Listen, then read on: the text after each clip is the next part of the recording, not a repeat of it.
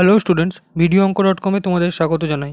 এখন আমরা যে কোশ্চেনটা সলভ করব তাতে দেখো বলা আছে কি শর্তে x square plus B x plus C equals to zero সমীকরণের উভয় বীজ শূন্য হবে।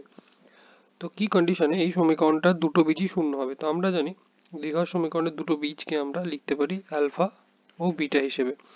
তো এই শর্তটা বার করার জন্য আমাদের প্রথমে অ্যাজিউম করে নিতে হবে যে অ্যালফার মানও জিরো, বিটার মানও জিরো।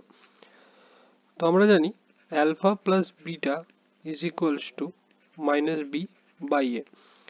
তোরা ইন্ডিভিজুয়ালি জিরো হলে অর্থাৎ এই ভ্যালুটা হয়ে যাবে জিরো। তো zero equals to B by A. তো এখান থেকে আমরা বলতে পারি যে বি এর মান জিরো হতে হবে, কারণ এ যদি জিরো হয় তাহলে এই পুরো পার্টটার ভ্যালু ইনফাইনাইট হয়ে যাবে, জিরো হবে না। কিন্তু জিরো হওয়ার জন্য সবসময় লবকে জিরো হতে হয়, বা এখানে ডাইরেক্ট ক্রস মাল্টিপ্লাই করেও আমরা বলতে পারি বি ইকুয়ালস টু জিরো হতে হবে। আরেকটা যেটা ভ্যালু সেটা হচ্ছে আমরা জানি অ্যালফা ইন্টু বিটা হয় সি বাই এ। তো এখানে এর ভ্যালুটাও জিরো হবে, যেহেতু অ্যালফা বিটা ইন্ডিভিজুয়ালি জিরো তাই এদের প্রোডাক্টও হবে জিরো। তো zero equals to C by A. তো এখানেও আমরা যদি সেম কনসেপ্ট দিয়ে বলি, এর ভ্যালু জিরো হলে এর পুরো ভ্যালুটা ইনফাইনাইট হয়ে যাবে, তো অবশ্যই সি এর ভ্যালুটা জিরো হতে হবে, বা ক্রস মাল্টিপ্লাই করেও আমরা লিখতে পারি C equals to zero.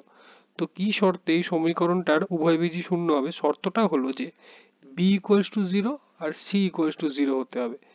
B আর সি দুজনের ভ্যালু জিরো হলে তবে গিয়েই X square plus B x plus C equals to zero সমীকরণটার উভয় বীজই শূন্য হবে। Thank you for watching my video. For more solutions like this, please visit videoanko.com.